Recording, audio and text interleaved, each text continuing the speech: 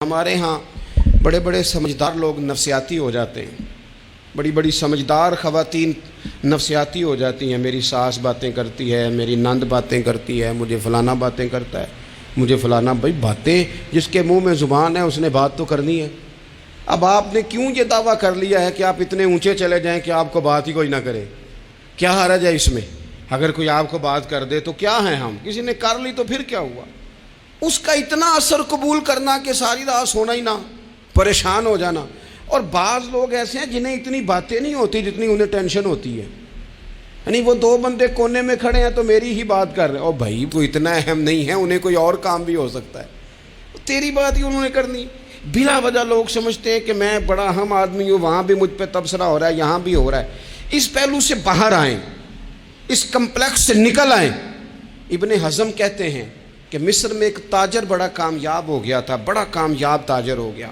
تو زندگی میں جتنے لوگ بھی کامیاب ہوتے ہیں ان سے حسد ہوتا ہے، اس سے بھی اس کے ارد گرد کے لوگوں نے حسد شروع کیا۔ اب تاجروں نے پلاننگ کی کہ اسے خراب کیسے کرنا ہے۔ وہ ایک دن اپنے گھر سے نکلا، سفید کرتا سفید پگڑی باندھ کے باہر۔ اب 5-6 لوگوں نے پہلے سے منصوبہ بندی کی ہوئی تھی۔ ایک صاحب اسے ملے، کہنے لگے ماشاءاللہ آج تو سفید کرتے پر سبز امامہ، سبز پگڑی بڑی ہی اچھی لگ رہی ہے۔ تو وہ ہنس کے کہنے لگا لگتا ہے آپ سو کے اٹھ کے آئے ہیں، پگڑی تو میری سفید ہے۔ اس نے کہا چلو پگڑی تو سبز ہی ہے، باقی آپ نہیں مانتے تو آپ کی مرضی۔ وہ آگے بڑھا، تو اب چونکہ پلاننگ تھی تو ایک شخص اور ملا، اس نے کہا کیا بات ہے، سفید کرتے پر آپ کا پیلے رنگ کا امامہ کیا جچتا ہے؟ اس نے کہا یار کو خدا کا خوف کر۔ ہنس کے کہا کیا ہو گیا، تیری اینک کا نمبر تو نہیں تبدیل ہونے والا ہوا؟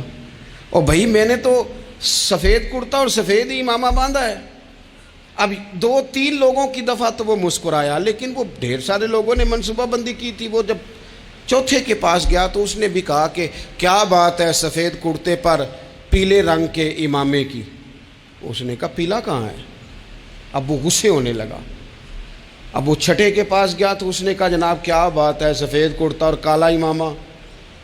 اب وہ غصے میں اتنا باولا ہوا کہ پہلے ہنسا پھر رویا، پھر اسے سمجھ نہ آئی کہ دکان کا تالا کس چابی سے میں نے کھولنا ہے۔ بس وہ شام ہوئی تو اس بیچارے کو بچوں نے روڑے مارنے شروع کر دیے۔ وہ اتنی تکلیف میں آ گیا کہ لوگ اسے پاگل کہنے لگے۔ کیوں؟ اس لیے کہ لوگ منصوبہ بندی، افواہ تھی نا کہ میری طبیعت خراب ہے، تو لوگوں نے حال پوچھ پوچھ کر بیمار کر دیا۔ لوگوں کی باتیں، لوگوں کے تبصرے، لوگوں کے کومنٹس۔ بولے امام شافعی فرمانے لگے لوگوں کی باتیں پتھروں کی طرح ہوتی ہیں، یہ روڑوں کی طرح ہوتی ہیں، اگر انہیں کمر کے اوپر رکھ لو گے نا تو یہ تمہاری کمر توڑ دیں گی، اور اگر تم ان کو اپنے پیروں کے نیچے رکھ لو گے تو تمہارا قد اونچا ہو جائے گا۔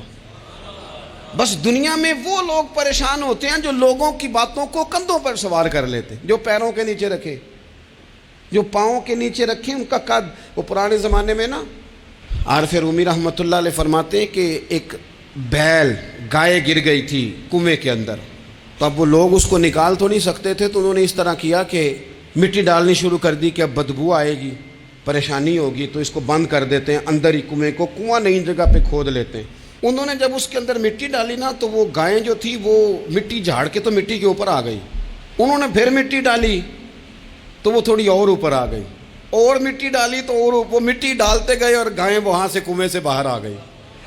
لوگوں نے دفن کرنا چاہا، وہ باہر نکل آئی۔